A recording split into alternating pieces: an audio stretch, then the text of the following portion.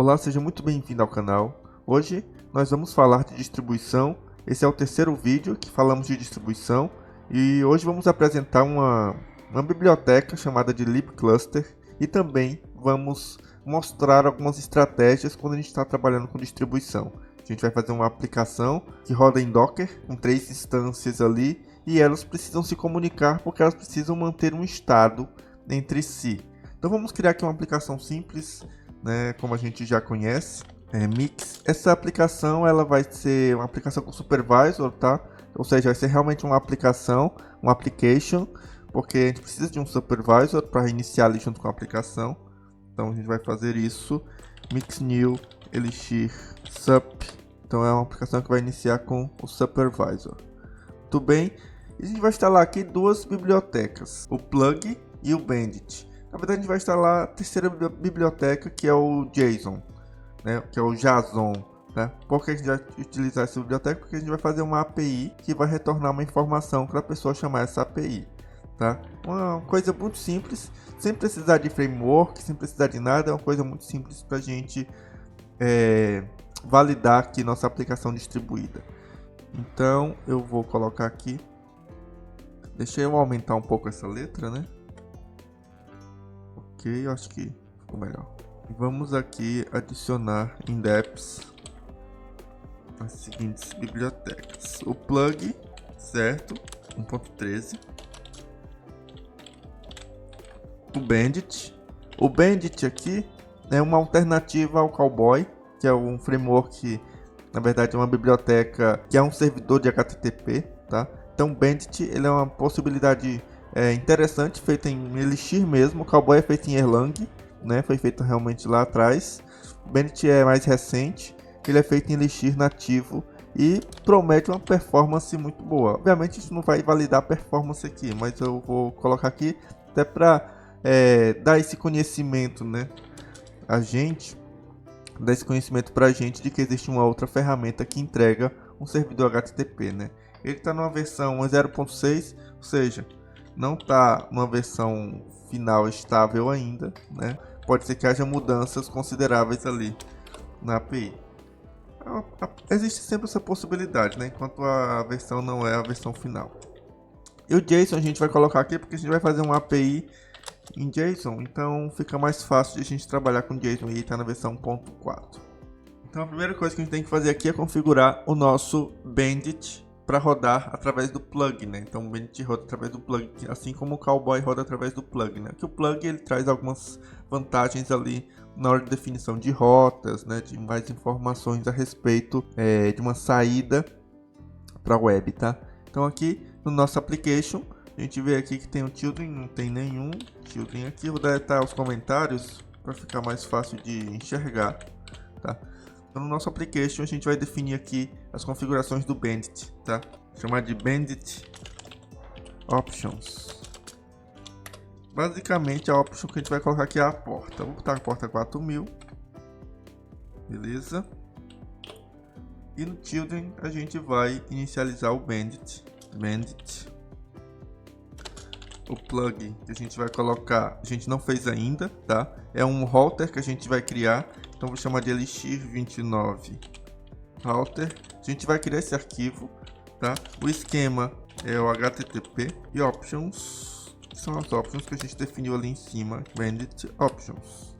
Lembrando que nesse projeto de exemplo eu vou usar o padrão inglês, tá? Para criar ali as variáveis e as funções, tá bom? Então ótimo, aqui eu inicializo o Bandit, obviamente não criei esse arquivo, vou criar agora. Basicamente é isso que eu preciso para inicializar o nosso servidor HTTP através do plug. Como eu vou utilizar o plug, vou criar uma rota baseada no plug aqui. Vou criar aqui fora, router x, e vai ser def module. Aliás, eu vou criar aqui dentro, né, para manter a organização do projeto, que percebam. elixir29.application, elixir29 no caso está na estrutura da pasta aqui. Então router, vou colocar a mesma coisa, elixir29 router. E aí fica organizado. E aí eu vou usar realmente o plug aqui, use plug router. Essas configurações aí o plug já vai me dar e já vai facilitar bastante ali, tá bom? Lembrando que eu poderia ter usado o Cowboy, estou usando o Bandit apenas por uma questão de conhecer outra ferramenta e principalmente essa que é bem promissora. Inclusive, essa apareceu na documentação do próprio Phoenix, né? Eu conheci ela antes disso e aí eu vi que apareceu na documentação do Phoenix como uma proposta alternativa ali. Dispatch. E aí aqui eu estou criando o nosso router. E agora eu vou utilizar aqui, realmente criar as minhas rotas, né? Eu vou chamar aqui uma rota de get. Lembrando que eu vou criar uma aplicação que vai devolver o valor, também vai imputar um valor, tá? Então minha rota de get, ele vai devolver um valor, certo? Agora nesse momento eu só vou colocar aqui para devolver um valor vazio, né? E aí eu faço o seguinte, eu adiciono aqui o header do meu retorno, put resp content type application JSON, ok? E aí eu send resp 200 e uma response aqui que eu vou criar aqui em cima para não ficar muito sujo ali. Response, vou criar um JSON aqui, time date time tc now. Mas eu ver só o tempo, tá? Que foi feita essa requisição. E vamos criar uma outra função aqui, que vai ser o put. Esse put ele vai ter no query string, né? Percebam que não está mostrando aqui, né? Porque estou trabalhando com plug. Dentro de uma request a gente tem o com. E o com traz muitas informações da conexão em si. Sei o que vai ter dentro do com, eu vou simplesmente pegar no put, né? Imagino que o put na pessoa digitar vai estar assim, ó, chave, né? Key, nome, valor, value.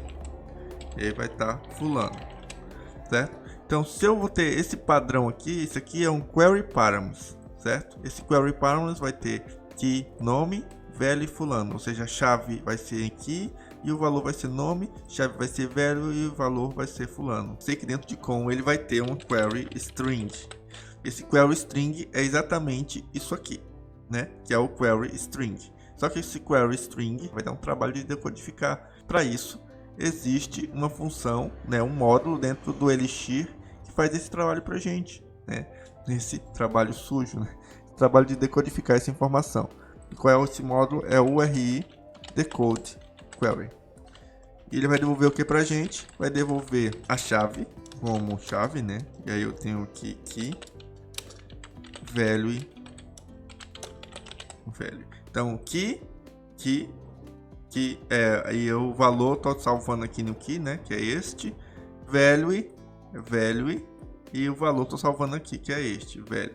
Então já sei que key e value são meus dois valores aqui que tem dentro do query string, tá bom? Sabendo disso, eu vou adicionar aqui dentro do meu response. Vou fazer o seguinte, para manter aqui átomo, né? Eu vou fazer um key e value, só para manter como átomo, tá? Só para manter como átomo.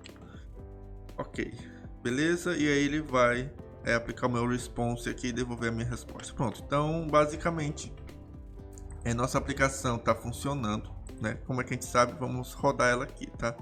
Então ela vai, só recapitulando sobre essa aplicação simples, rodar na porta 4000 e vai usar o meu router aqui, o meu plug LX29 router, que vai entregar ali duas rotas get, o get e o put. E eu vou fazer uma nova rota aqui, barra nada, para dizer que é um teste HTML, um H1, e vai ter aqui LX29, ok? Vamos ver se está tudo certinho.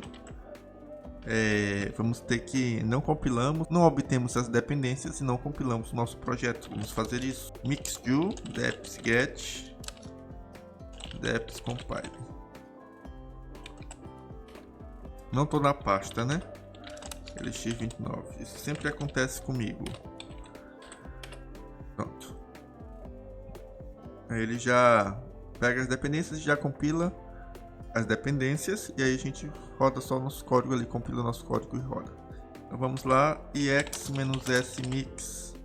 A gente vai rodar nosso código e ver se não tem nada quebrando. E uma coisa que ficou passando aqui foi o que? Na linha 29 faltou uma vírgula, tá? Aqui tá ok, aqui tá ok. Pronto, só isso. Não rodou, que eu não salvei, tá? Mas de qualquer forma, a gente não colocou aqui o caso de exceção, né? Caso de exceção é caso nenhuma rota bata, né? Ou seja, a gente coloca uma rota errada, ele deu um erro lá. Então vamos fazer só isso antes de salvar ali o application, né? Colocar aqui no final match, só para evitar que quebre, né, nossa aplicação. Temos o supervisor, então se quebrar tudo bem, né? Mas vamos evitar, né? Já sabemos que pode acontecer, né? Então evitar. Beleza. Ok, vamos salvar aqui nosso application, salvar o router, fechar, executar. Beleza, aí já disse aqui pra gente, ó, que o Bandit está rodando aqui na porta 4000.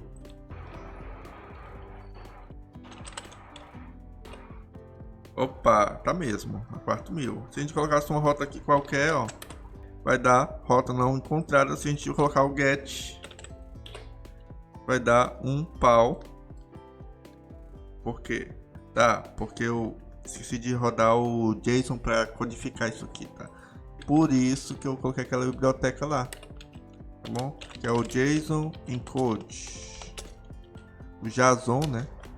JSON encode. E aí eu colocar aqui uma exclamação para ele não dar uma dupla, né? E aqui eu vou fazer a mesma coisa, mesma coisíssima. Pronto, agora não vai quebrar não. Aqui nos erros. Vamos recompilar aqui. Minúsculo, recompilar. Beleza, vamos ver aqui o que deu. Ok. Então agora a gente tem o time aqui. A gente botar um put aqui, put um padrão aqui, name e value fulano. Put. Esqueci de tirar isso aqui, né? Pronto.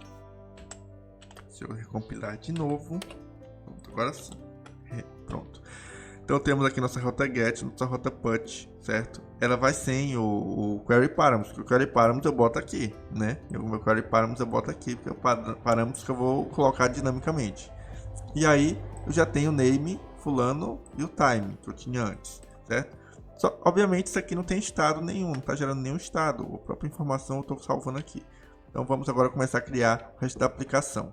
Parte 1 concluída. Parte 2, vamos criar aqui um cache. E esse cache ele vai salvar essa informação e devolver a informação que foi salva aqui pra gente em qualquer momento, através da rota get. A gente tem a rota get aqui. Não tem o nosso estado salvo, certo? Então esse cache vai fazer com que esse estado fique salvo. E o cache vai ser um gen server, né? Vamos lá.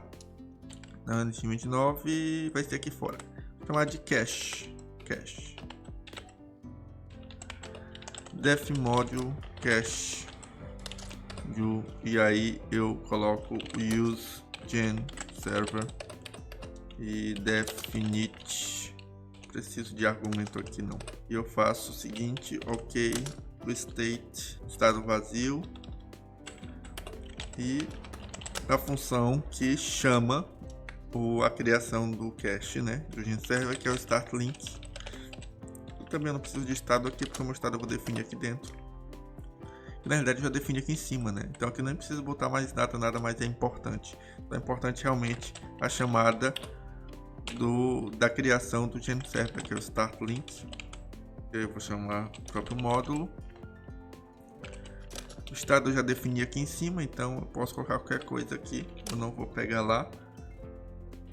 Name vai ser módulo. Legal. Beleza, e eu vou criar duas funções públicas aqui. O meu estado vai ser vazio por padrão. E vou criar o def handle call get from state, que vai pegar todo o estado e devolver para mim. Def handle cast, que é uma função assíncrona que vai adicionar um novo estado aqui no estado já atual, adicionar um novo valor no estado atual. E aí eu faço map put state key value. Isso aqui vai ser meu novo estado. E aí eu perpetuo esse estado. Legal? E agora eu crio aqui duas funções públicas para facilitar a minha função. Vai ser o put key value. Eu vou chamar o GenServer. Call. Não, na verdade é o cast, né? É o cast. E vai ser no módulo put key value, que é o padrão que eu defini lá em cima. Def get não vai ter argumentos, que eu vou devolver todo o meu estado aqui. Vou chamar call porque vai devolver uma informação síncrona, ou seja, quando eu chamar eu vou esperar a resposta e ele vai me devolver a resposta. Quem é o módulo e qual é o meu padrão get. Pronto. Duas funções simples e temos o nosso GenServer. Quem vai ficar responsável por inicializar esse cache vai ser o application aqui.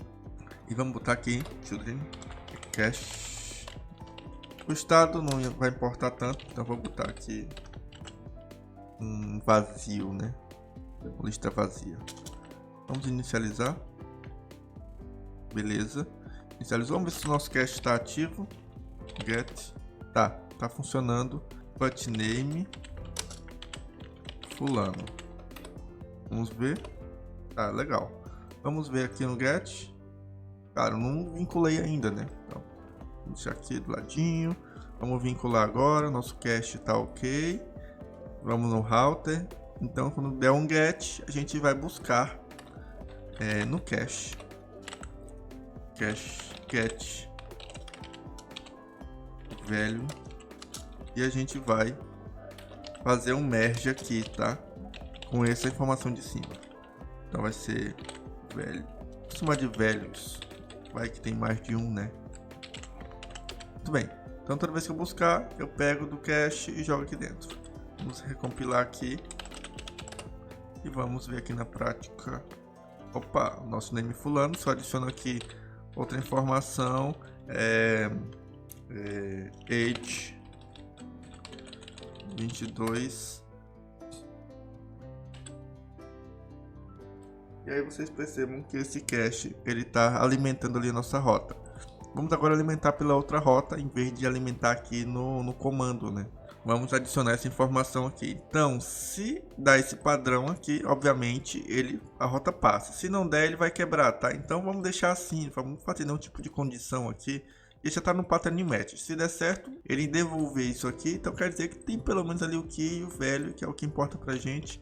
A gente vai usar isso para setar o cache put key value. Então a gente seta o cache aqui, só que a gente tem que devolver aqui também, né, a informação.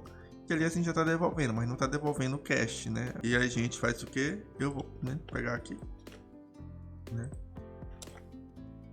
E vou usar um merge aqui também. Pronto. A gente poderia transformar isso aqui em uma função, né, dentro desse módulo mesmo, e aí só chamar aqui a função de novo, né? Ou seja, não precisaria criar tudo, né? Mas vamos deixar assim, tudo bem, não tem problema ficar assim, apenas didaticamente. Mas aí obviamente está fugindo um pouco do padrão de reutilizar ali o código. Beleza, então se eu entro aqui, eu dou um put e salvo a informação, e depois eu pego a informação, mergeio aqui com o meu dado de retorno. Vou até tirar esse aqui,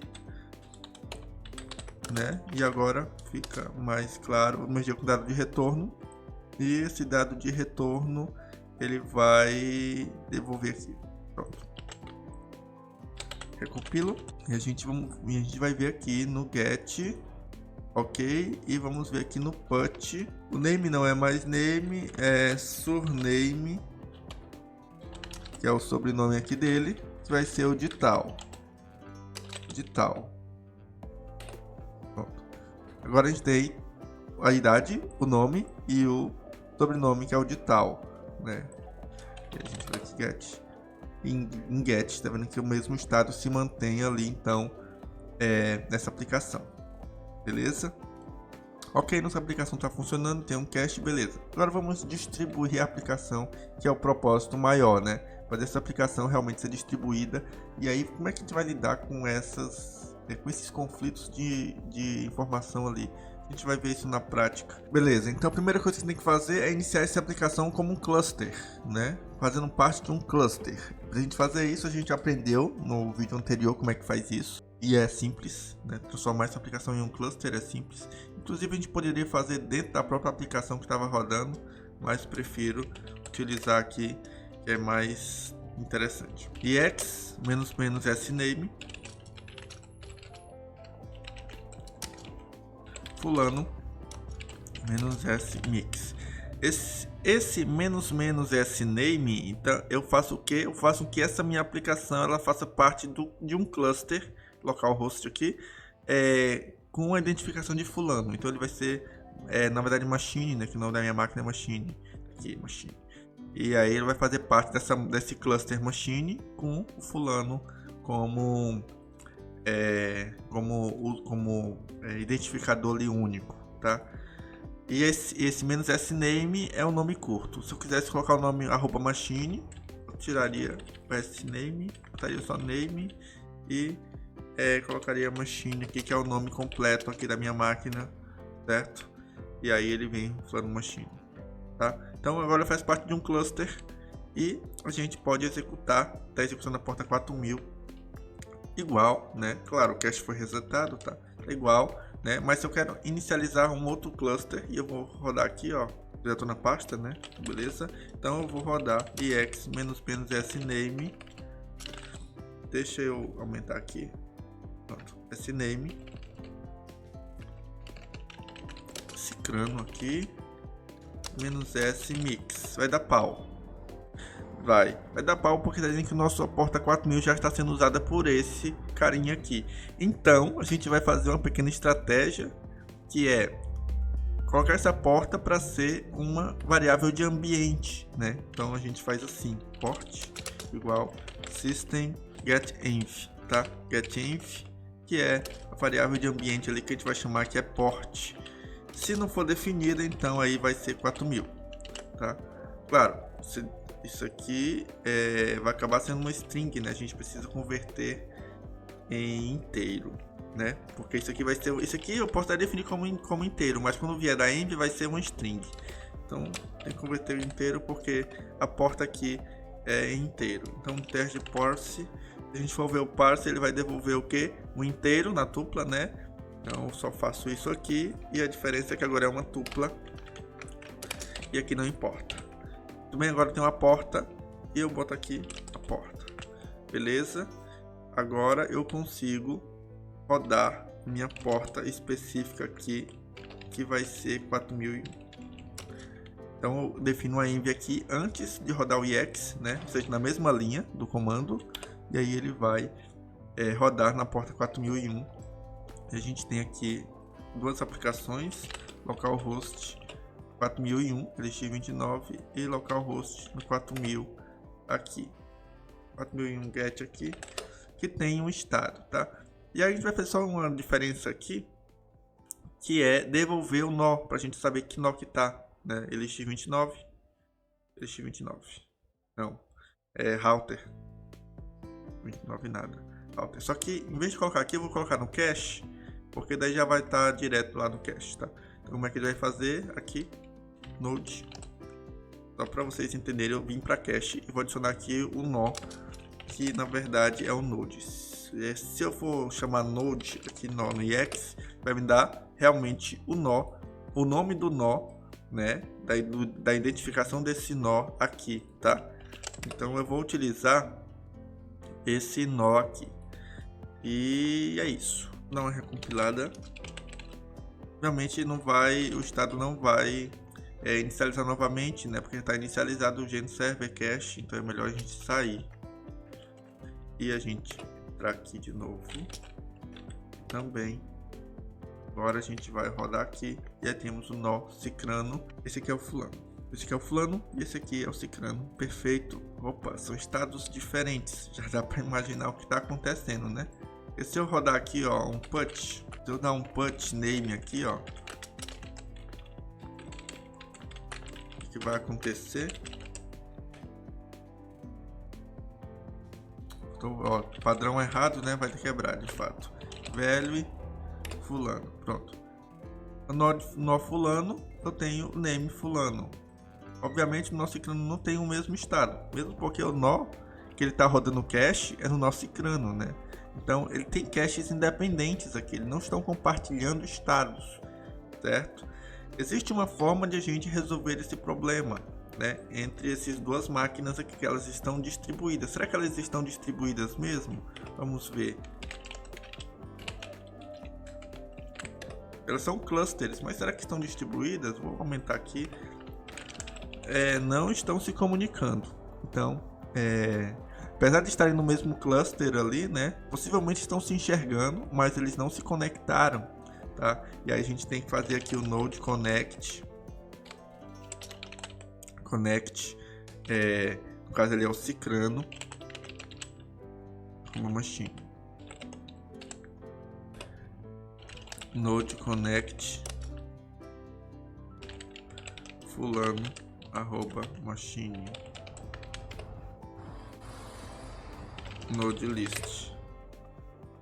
Ele não conseguiu conectar daqui porque eu inicializei esse nó aqui com um name, né? Lembra que eu inicializei com name? E daí ele espera, mesmo que eu tenha colocado aqui o full name aqui, ele não aceitou esse full name aqui, tá? Mas tudo bem.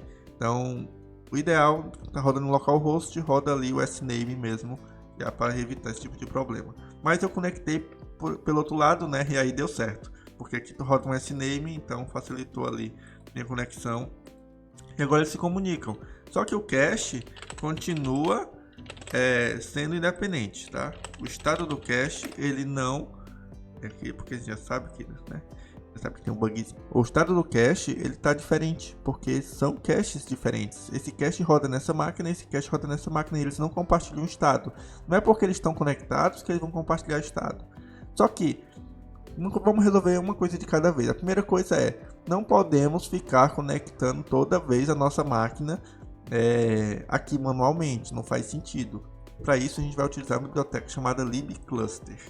Libcluster é responsável por enxergar as máquinas ali. Tem várias estratégias, inclusive funciona com Kubernetes, com várias estratégias de descoberta de máquinas, esse é o termo certo. Então ele descobre as máquinas e conecta as máquinas ali que foram descobertas. Então a gente vai usar o libcluster com a estratégia de epmd mesmo, ou seja, vai localizar as máquinas que estão ali no mesmo que estão ali através do epmd, tá? Não é um Kubernetes, não é o Swarm, é só realmente usando o próprio Erlang ali. Mas a gente vai utilizar para não ter que ficar conectando direto aqui nossas máquinas, tá bom?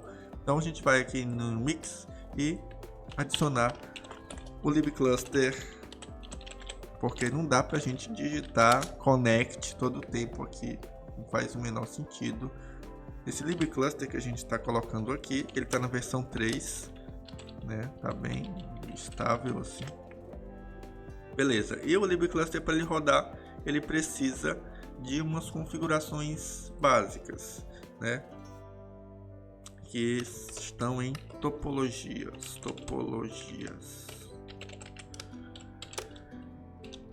E eu vou colocar aqui Elixir 29, strategy, cluster strategy epmd, né? Porque a gente vai utilizar a própria epmd para descoberta de nós. O diferencial aqui é que a gente vai informar os nós de antemão, tá? Então no config a gente informa os nós que a gente vai querer se conectar. Então vai ser o fulano @machine e vai ser o cicrano @machine. Muito bem, então esses nós ali estando configurados, agora a gente pode inicializar aqui cluster supervisor,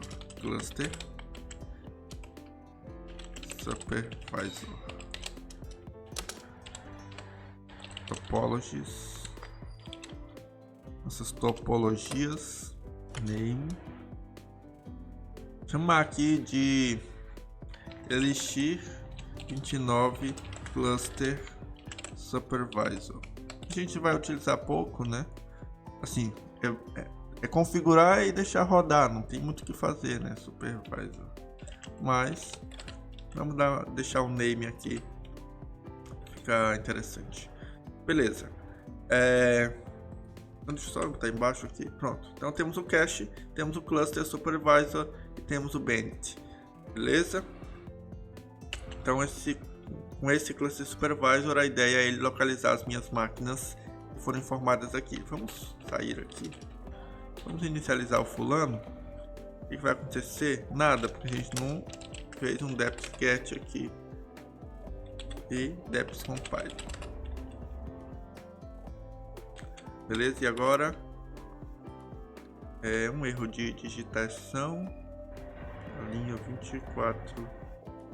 Bom, só detalhe, deixa eu dar um sname aqui para não ter esse problema aqui, tirar isso aqui daqui. Pronto.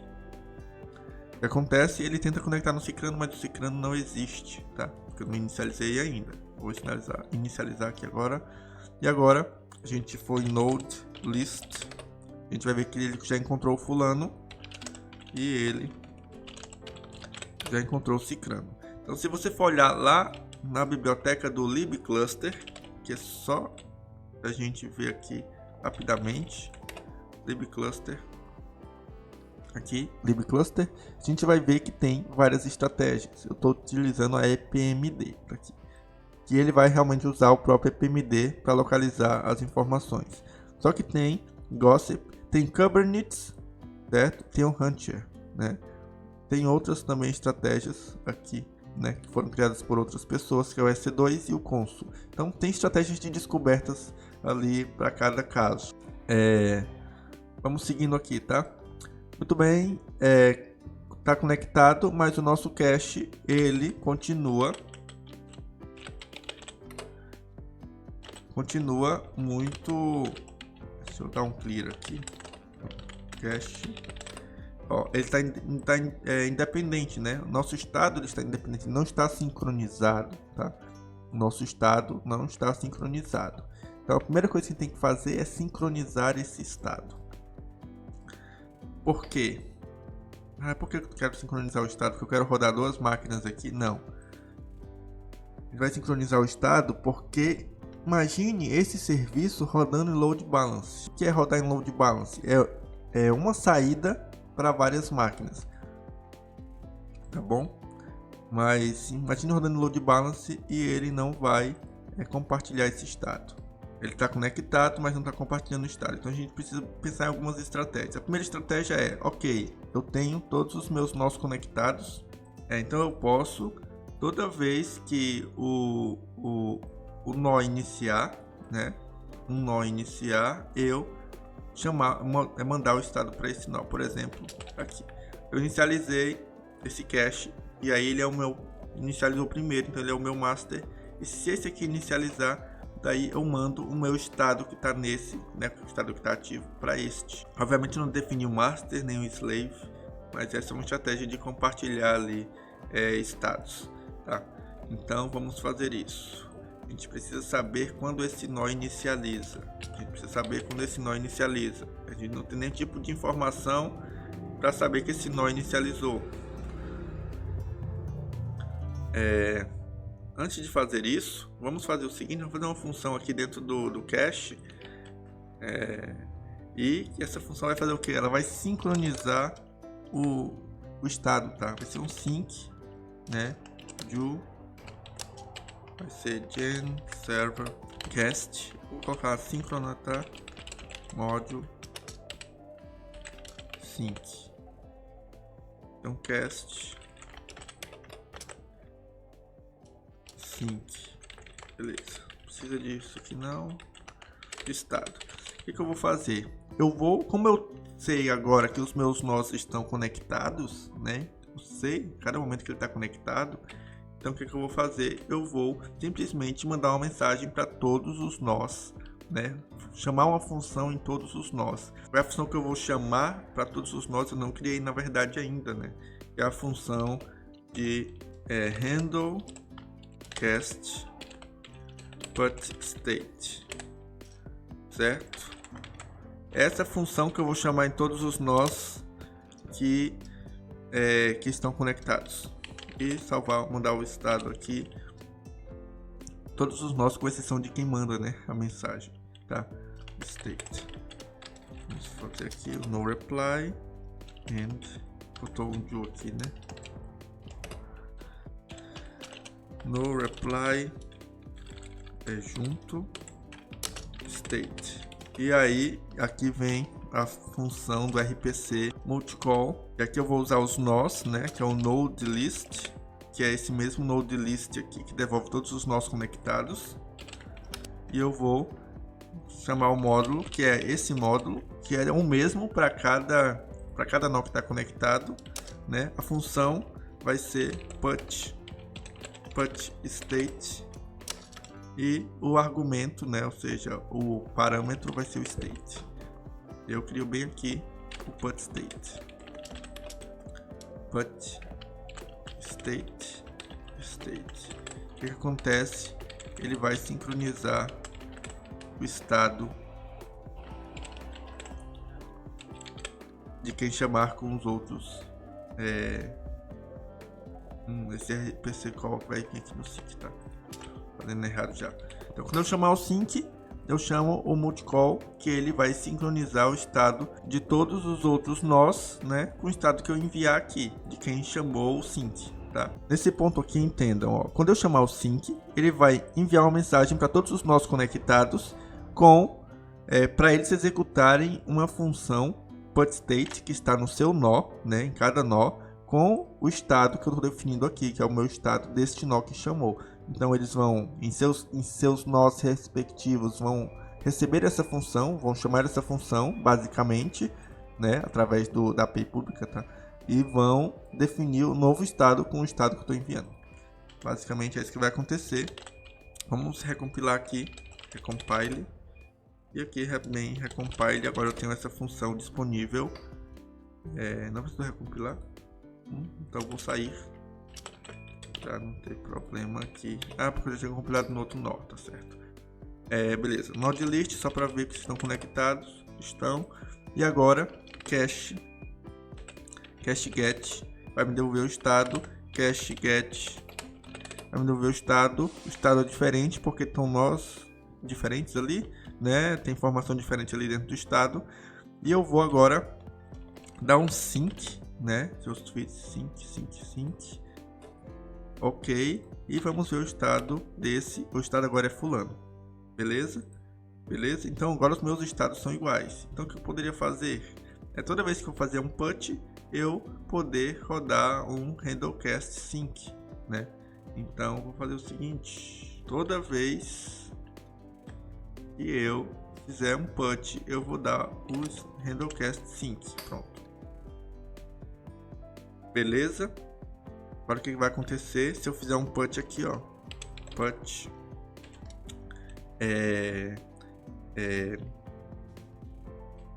casa amarela. Eu não recompilei, né? Isso provavelmente não repercutiu aqui, que eu não recompilei, tá? Casa amarela de novo. Agora veio para cá também, casa amarela, tá? Então toda vez que eu faço um put, ele entrega para todo mundo essas informações. Então se eu faço um put aqui, carro vermelho, o que vai acontecer aqui? Eu vou ter o meu estado com todo mundo.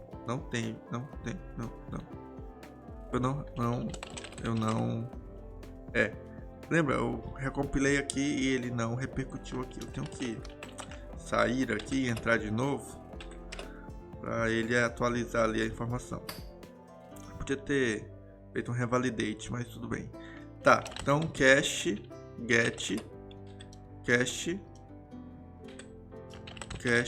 get. Então aqui está ciclando porque inicializou e eu não observei a inicialização do node ainda, do nó ainda, tá?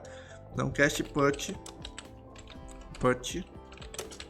casa amarela, ok, get casa amarela, put carro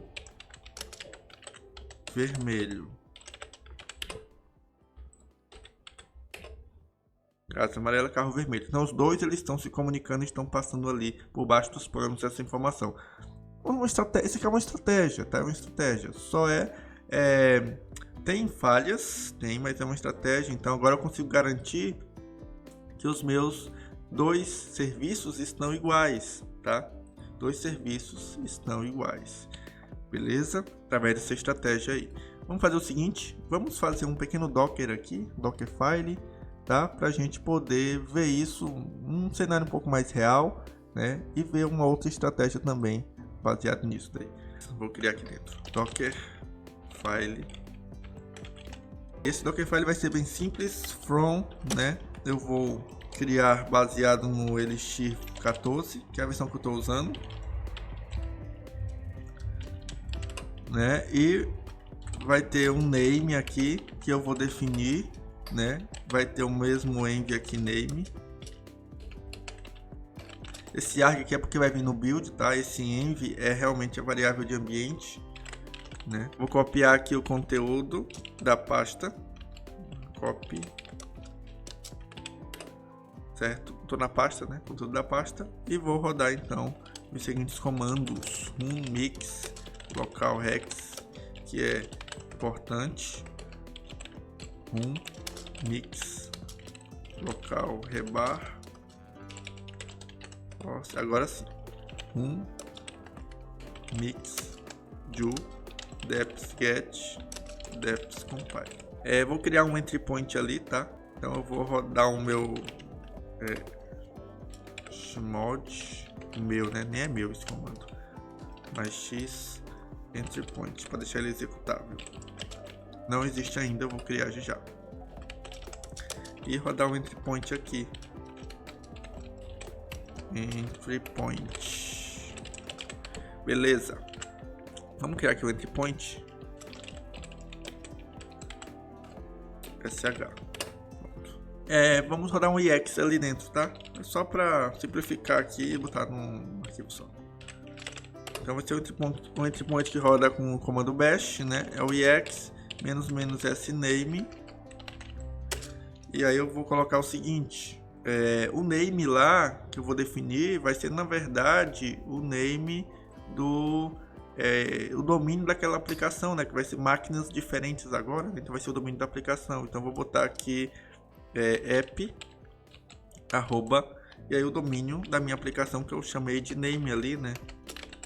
Tá? E detalhe importante, não foi falado até agora, né?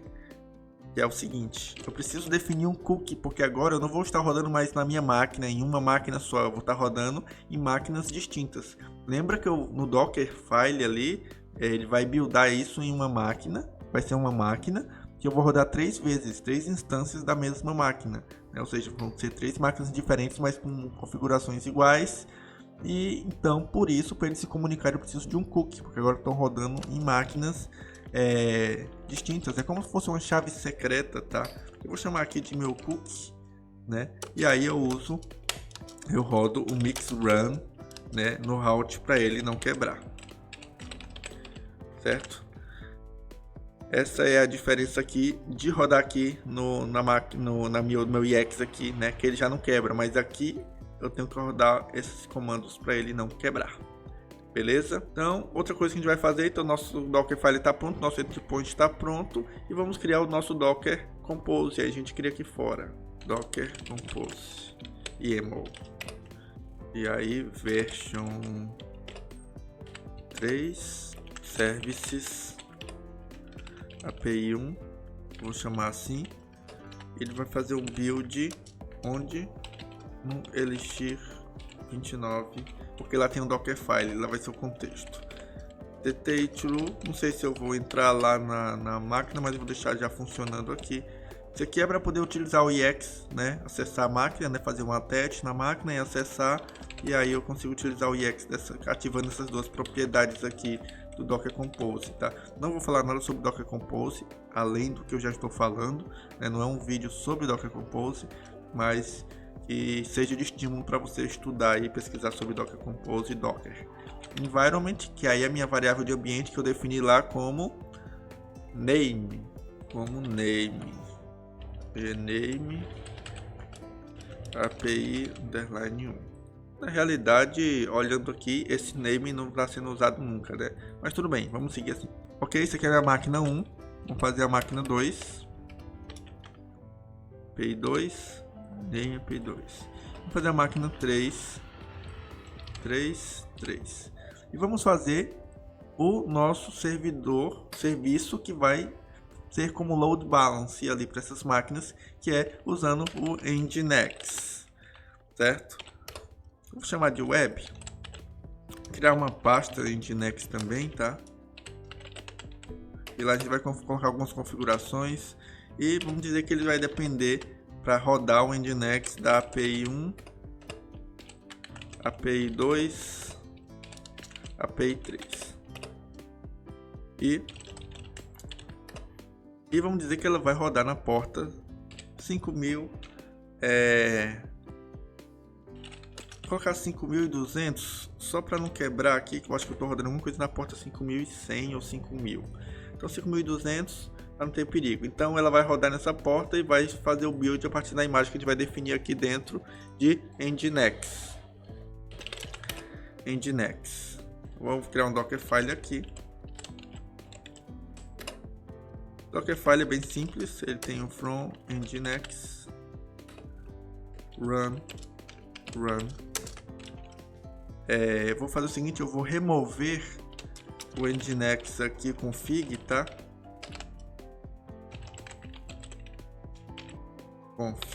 Porque eu vou colocar aqui o Nginx conf exatamente nesse local.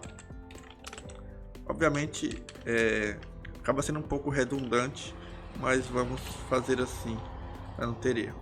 E na configuração de Nginx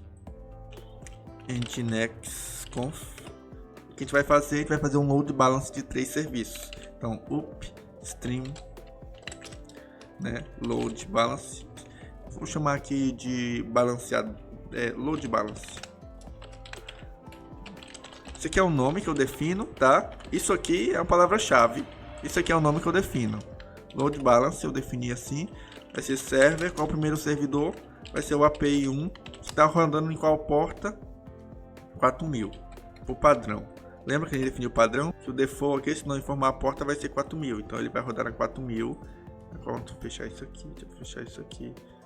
Deixa eu fechar isso aqui também. Tá, 4000, ponto e vírgula. E o servidor 2 na 4000, servidor 3 na 4000. Não tem espaços aqui, porque é uma porta. Beleza. E aí a gente só coloca configuração de server, fazer um proxy aqui, location,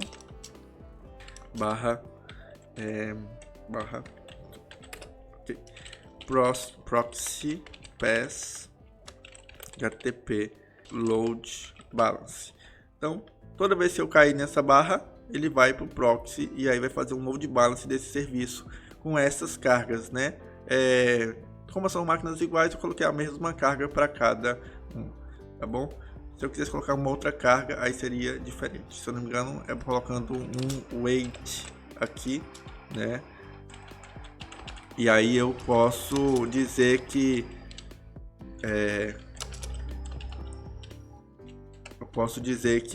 o peso é 5 para essa, o peso é 2 para essa, o peso é 3 para essa aqui, né? Eu posso fazer esse tipo de alocação aí, mas vamos utilizar igual aqui, as cargas iguais. Beleza, vamos rodar o nosso Docker. Eu acho que está pronto, acho que está tudo certo. Ele vai fazer o build e vai executar ali com essas configurações e vamos ver. Um detalhe, vou fazer o seguinte, né? Vamos, antes de realmente compilar ali, vamos fazer só para a gente poder ver que nó que está rodando aqui, né? Vai pegar aqui o LX29, onde é que tá? Deixa eu aumentar isso aqui no router. Vai pro router e no get a gente vai aqui no response. A gente vai fazer o seguinte: actual node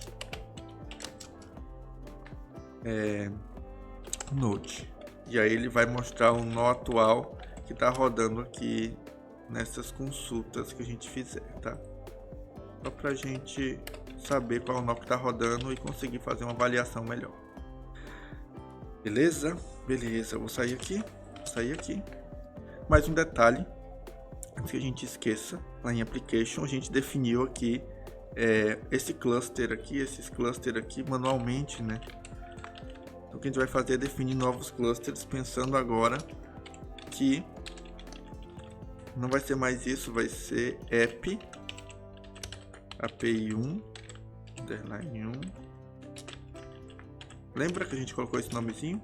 API 2 underline 2. Então 3 serviços, API 3 underline API underline 3. Pronto. Beleza, agora sim, para fechar isso aqui o terminal, vamos sair aqui, fazer um docker compose app. Se tudo tiver certo, vai dar certo.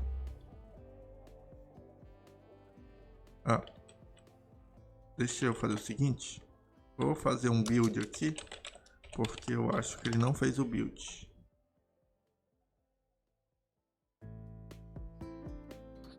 Rodando aqui o Docker Compose, tá? Eu rodei com traço build, né? Menos build, porque daí ele força o build de novo em todas as aplicações.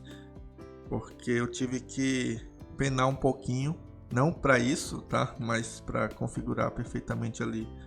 E faltou entry point, eu errei aqui, entry point sh.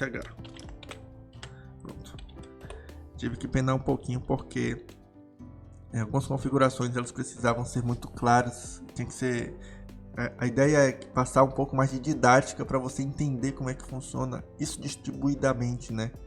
Ou seja, trabalhar de maneira distribuída ali com o cenário que a gente tem atualmente, né? Porque o próprio Elixir Erlang, ele traz um esquema de fazer distribuição, mas não dentro de um Kubernetes, não dentro de um Docker, entendeu? Então isso faz a diferença na prática. Então ali, ó, meus nós estão conectados entre si, tá? Até apareceu o logzinho aqui do libcluster e eles estão respondendo na porta 4000 e eu tenho um load balance que vai balancear. E a minha porta do load balance que eu tinha feito é a porta 5200, se eu não me engano, 5200. Então vamos para 5200. Na 4000 não tem mais nada porque essa porta não está sendo escutada mais, certo? Não está disponível. Então 5200 é a nossa porta e não está funcionando. Vamos ver o que aconteceu aqui com o nosso Nginx. Está dizendo que tem um erro lá no Nginx, aqui no log do Nginx, ó. Isso tem um erro. Eu errei um arquivo tão pequeno e eu errei, né? Vamos ver, ponto e vírgula. O famoso erro de ponto e vírgula. Vamos fazer um build novamente.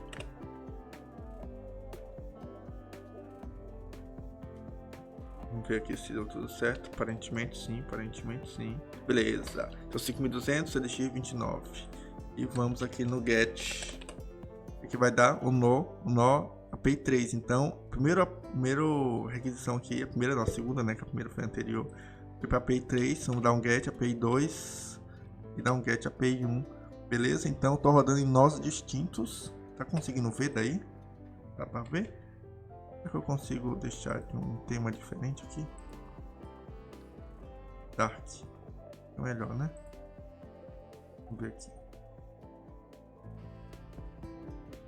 Ficou melhor? Você pode me dizer se ficou melhor? Aumentei aqui. Então, PCMO. Meu atual nó é o 2. Dá um enter aqui, vai pro load balance. O load balance define outro nó para rodar. 1. Então era de fundamental importância que o nosso cache ele se mantivesse constante nos 3 nós, porque senão o que ia acontecer? Ele simplesmente não ia perpetuar a nossa informação entre os nós, tá? Então deixa eu ver aqui, put, né? Aqui casa, só coloco isso, só coloco isso. Criatividade tá focado em outras coisas. Casa amarela. Ok, aí se eu der um get, o que vai acontecer aqui? Nossa informação está se perpetuando porque a gente trabalhou para que isso acontecesse, certo? Beleza? Mas se a gente prestar atenção, vamos pro início, né? Vamos fazer de novo, ó. Só que não precisa mais do build, é só fazer o up mesmo aqui. Eu dei Ctrl C para fechar, tá? Eu iniciei de novo, vamos ver aqui, ó, get, ó, o nó é o API 1, esse cache está rodando no API 1, na verdade todos os caches estão rodando nos seus nós respectivos, certo? Mas o API 3, ó, ele não foi propagado esse cache, né? Ou seja, o meu cache está diferente, as informações do meu cache estão diferentes. Lembra que ele só fica igual quando eu rodo a função de sync, e eu rodo a função de sync quando eu faço um put. Vamos lá, put aqui, casa amarela. Agora se eu rodar o get, né, agora vai estar tudo igual, né? Ou seja, eu estou pegando o cache do API 2, né? Basicamente eu peguei daquele que eu rodei lá, né? Então aí tá lá. Só que na verdade eu não estou pegando de lá, tá? Simplesmente os valores eles estão compartilhados. Então essa foi a primeira estratégia. E a segunda estratégia é manter apenas um único cache ativo. Nos 3 nós eu só vou ter um único cache ativo. Se por uma aventura o cache morrer, o supervisor restaura o cache. Se o nó morrer, o supervisor, os nós que restaram, eles vão criar um novo cache e ali começar de novo o cache. Eles vão manter esse estado entre os nós que restaram, né? Na realidade, o se manter estado aí fica por sua conta, tá? Porque eu não vou implementar isso, né? Mas eu vou mostrar essa estratégia na prática, tá bom? Então, para que isso aconteça, a gente vai criar, vou tirar aqui. Para que isso aconteça, a gente vai criar um supervisor. E vai ser um supervisor dinâmico, tá? Então vai ser um cache supervisor. Def cache, né? Cache não muito legal não. Def module cache supervisor. Ele vai acontecer, ele vai ser um dynamic supervisor. Definite, não me interessa o estado,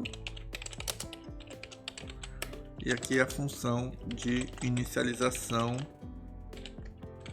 não me interessa também o estado, e eu vou inicializar Dynamic Supervisor, Start Link, e o nome, módulo, e a estratégia on for on. Beleza, def. E eu vou criar uma função aqui para inicializar, que ele vai inicializar o cache, tá? Dynamic supervisor start child module, e ele vai inicializar o cache com o estado vazio. Pronto. Toda vez que eu chamar essa start, ele vai inicializar o cache dentro desse Dynamic Supervisor. Obviamente, se o cache morrer lá dentro, ele reinicia sozinho. Eu só dou um primeiro start aqui no cache. Beleza? Ok. Outra coisa que a gente vai fazer é definir esse cache aqui como global, né? Ou seja, ele não vai ser mais específico do nó. Ele vai ser específico do cluster como um todo, né? Então, se existir um, o outro não pode mais existir, só pode existir um, né? Tipo Highlander, né? Só pode existir um, tá? Como é que a gente faz isso? A gente define como global aqui no GenServer Start Link, onde tem name, a gente coloca global e pronto. Então isso aqui vai ser global. Então, se ele tentar inicializar, vai dar um erro. Então, para que a gente não tenha uma quebra, né? A gente vai fazer o seguinte, vai dar um case aqui, mas antes eu vou inicializar o require logger, porque aí a gente consegue mostrar alguma informação ali. Então, ok, pid. Então, se der tudo certo, ele dá um ok pid e vai ter um nó aqui, né? A gente pega o nó ali, né? Um nó. Vou botar nó de 1 aqui, tá? Module get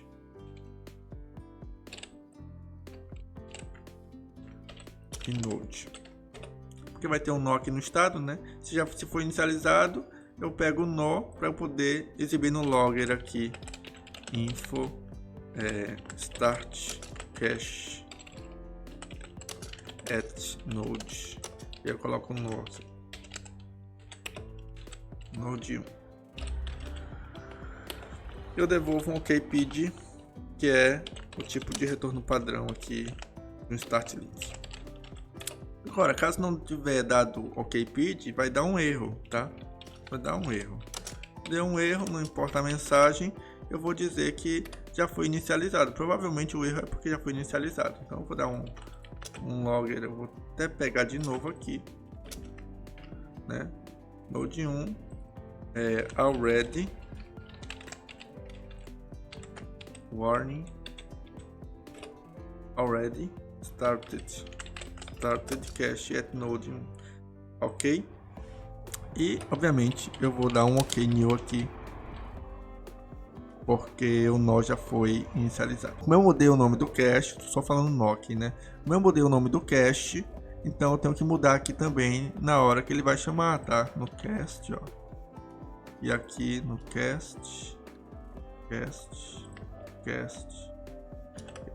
E aí a gente não vai mais precisar do sync depois do put, tá? Não precisa mais. Inclusive vou deletar isso aqui, porque não precisa mais sincronizar. Não vai ter mais outros caches abertos. Só vai ter esse aqui mesmo. Vai ter um único esse.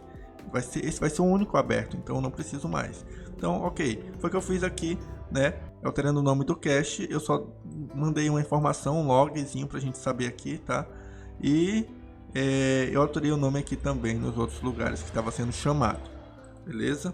Agora eu vou salvar e vamos ver o que aconteceu aqui. Está tudo certinho, beleza? E aqui no Elixir Application a gente não vai mais inicializar o cache, mas vai inicializar o cache supervisor. Inicializando o cache supervisor, a gente inicializa o nosso cache. Eu vou fazer o seguinte: started só para ele ficar aqui no final. Então, uma vez que ele inicializou o supervisor, eu sei que o meu cache supervisor está inicializado e eu posso chamar o start aqui. Agora, só para uma questão de detalhe, né? Eu quero já prevenir isso, né? Por exemplo, imagine que eu estou inicializando três nós ali, né? Então, o tempo que esse nó demora para entrar no cluster, né? Para entrar no cluster, por exemplo, como é que eu vou fazer isso? Vai ser assim. Eu vou criar aqui Então, se eu abrir um EX aqui, né? O EX, pronto. Esse EX ele não está dentro do cluster, ele não é um nó, ele apenas é um EX. Mas se eu quero transformar ele em nó, tenho que node start, né? Delta machine. Pronto. Delta machine, eu tenho que botar o nome completo aqui. Pronto. E aí agora ele faz parte de um nó, tá vendo? Eu inicializei o meu EX que estava fora do nó como um nó. Então, imagine esse processo acontecendo na hora que eu estou inicializando um EX lá, inicializando um serviço. Então, ele demora um pouquinho. Então, para a gente prever algumas coisas, eu vou fazer o seguinte: vou dar um sleep aqui só para uma questão. Isso aqui é questão didática, tá? Obviamente, você vai estudar sobre isso, vai entender e vai encontrar soluções melhores. Isso aqui é uma questão didática para mostrar para vocês como é que funciona. Então, vou dar um sleep de 1 segundo aqui. Então, passou 1 segundo, ele inicializa o nosso cache, tá? Por que isso aqui? Porque o global, ele só é válido, né, num cluster. Ou seja, posso criar um global aqui, posso, mas quando eu abro um outro EX que entra no cluster, aquele global, ele dá conflito com o global que já existia. Então, apenas um global continua existindo, tá? Como é que eu faço? Como é que eu demonstro isso aqui na prática? Vamos fazer o seguinte, vamos inicializar já com esse name aqui, ó. preciso demonstrar isso para vocês, tá? Sname é delta, beleza? Tô com delta aqui e sname gama, beleza? Tô com gama aqui. O que acontece então? Eles não estão conectados, tá? Então acontece que eles não estão conectados e eu registro o global name. Eu consigo registrar porque eles estão independentes, apesar de serem clusters agora, se eles serem nós, na verdade, eles estão independentes, mas a partir do momento que eu conecto eles, e aí eu venho gamma arroba machine, ele simplesmente diz que aqui, ó, deu um conflito no name e ele vai terminar 1, e ele escolheu terminar esse aqui. Então agora eu só tenho apenas um global. Então isso que acontece quando eu conecto os dois nós, né, que tem globais iguais referenciados, então um global vai morrer, certo? Uma referência vai morrer. Foi isso que aconteceu. Vai acontecer a mesma coisa aqui pra gente, tá? Então, se duas máquinas tentarem inicializar o serviço, aqui, Start Supervisor, né? E aí, quando ele tenta inicializar o serviço, vamos aqui em cache, ele vai conseguir ou não vai conseguir. Se ele conseguir, ele inicializa. Se ele não conseguir, ele dá um erro, certo? É isso que vai acontecer aqui pra gente. E aí ele não tenta inicializar se o global já tiver sido inicializado. Ele só vai conseguir inicializar se o global não tiver sido inicializado. Então, para evitar de ele inicializar antes, né, de verificar se já tem um global definido, porque só vai conseguir checar se o global já foi definido em outro cluster quando ele fazer parte do cluster mesmo, quando ele se conectar com os outros nós. Então, para evitar isso, a gente bota aqui um time slip de 1 segundo. Expliquei esse 1 segundo agora, tá? Então, basicamente, é isso que a gente vai fazer. Vamos então executar novamente o nosso Docker. E dessa vez a gente vai ter que buildar de novo, porque a gente mudou o código fonte. Deixa eu ver aqui uma coisa. Tá, ele vai inicializar. Então a ideia aqui é manter apenas um cache supervisor, tá? Só manter um cache. Então quando eu der o get lá, eu vou ver apenas um único nó, que é o nó, que é este nó aqui, que é o nó de quem fez o cache. Deixa eu dar um build aqui. Vamos ver o que acontece. Devia ter rodado um EX mix ele só para ver se estava funcionando direitinho, né? Antes de rodar o build, que o build demora um pouco.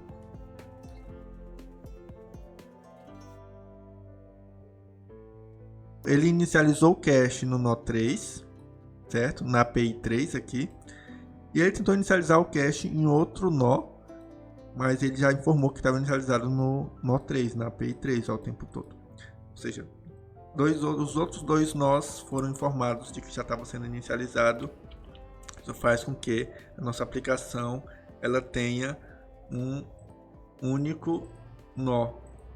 Percebam que eu não compartilhei estado, então só tem um único nó, né? Um único nó. Se eu der um put aqui, casa amarela, e aí eu tenho um único nó para gerenciar isso. Beleza? O que acontece se o nó 1, que é o nó, não, o nó 3, né? O que acontece se o nó 3, que é o API 3, está com o cache, morrer? O que acontece se ele morrer? Vamos fazer esse teste aqui. Eu vou abrir aqui um novo terminal, docker, docker attach e elixir 29, API está no 3, né? API 3, que é o que tem o cache. Se esse nó morrer, cache get, tá, o nó que inicializou o cache foi o API 3, né? Se esse nó aqui morrer, o que vai acontecer com o nosso cache? Ele vai continuar existindo ou ele vai desaparecer? Porque agora só temos um cache, né? Só temos um cache. Vamos ver aqui. Ele simplesmente está quebrando porque não tem o nosso nó. Então, basicamente está morrendo lá, né? E quando eu não criei nenhuma cláusula, caso o cache esteja errado, né? Esteja morto, né? Ele está quebrando tudo e está quebrando a nossa requisição ali. E aí retorna um erro né, na nossa requisição, porque simplesmente ele está quebrando na chamada do cache, ó, porque o processo não existe, tá? Então isso está acontecendo por conta disso, tá? E aí é um problema, né? Porque mesmo que a gente coloque uma condição aqui, quando o cache não existir, né, mostrar uma outra mensagem, deu pau, a gente não quer que nosso sistema caia, né? O que a gente vai fazer? Se a gente tem 2 clusters ainda, eles deveriam assumir essa posição de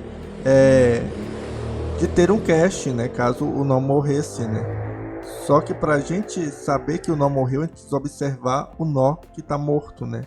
Ou o nó que está morrendo, ou o estado do nó.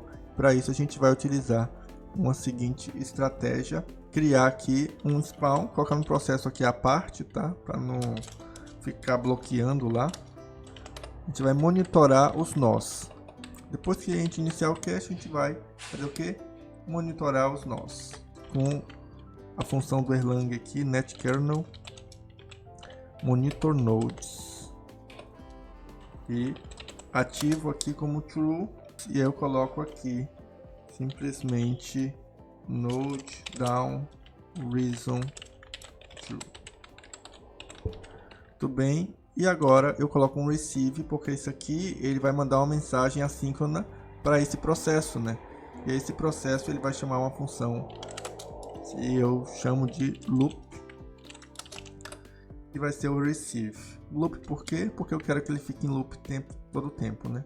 Então receive do node down, né? E aí eu tenho host, eu tenho message, host message. O que eu vou fazer aqui? Eu vou inicializar o meu cache novamente. Se não der node down, eu não faço nada. E aí eu volto com o meu loop. Isso é um loop, tá? Ele vai ficar sempre observando o que dá ali. Se der node down, eu inicializo o cache. Só que eu não sei necessariamente se foi o node que tinha o cache, né? Que caiu, que morreu. Então, para isso eu verifico se realmente o meu PID, o meu PID global, ele continua existindo, né? Ou seja, o global, where is, name, e aí qual name, cache. Então, se esse PID ele não existir mais, é porque o nó que morreu foi o nó que tinha o cache. Então eu executo minha função de cache supervisor start, que ele vai inicializar um novo cache ali, tá?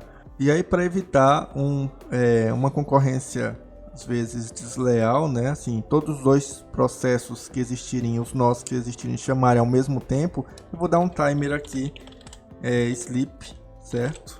E vou colocar um random uniforme 1000, tá? Então um random desse número aqui vai ser o time sleep, e aí ele chama o cache supervisor start. Obviamente, se ele chamar depois que está inicializado, né, não vai deixar passar, e aí não vai chamar, tá?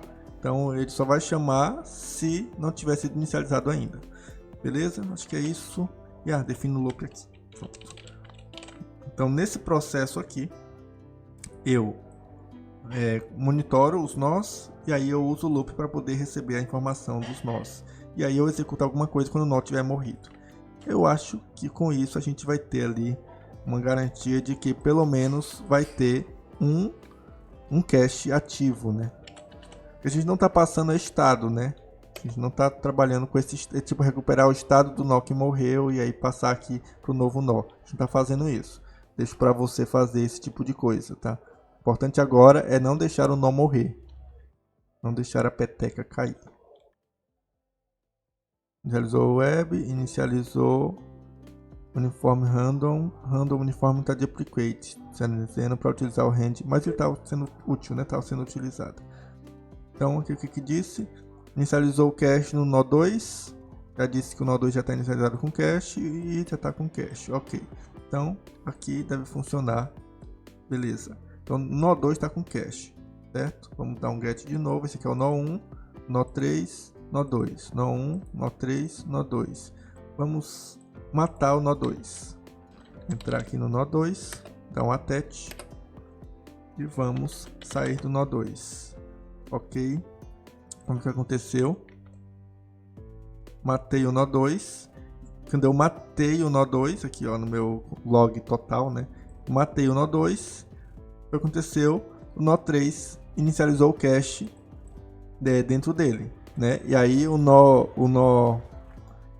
outro nó, né, que era o nó 1, provavelmente, ele tentou inicializar e já tinha, o nó 3 já tinha inicializado. Então ele não inicializou. O que aconteceu? Meu serviço não caiu e agora está rodando no nó 3, certo?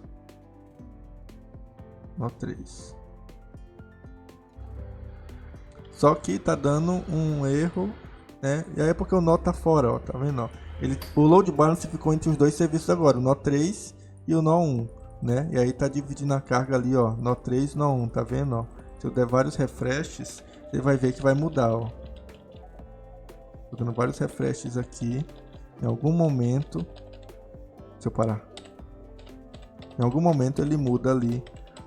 Deixa eu fazer uma outra. Aí é tab aqui. Não, pronto. Então o load balance ele está funcionando direitinho com os nós que existem, que são os dois nós.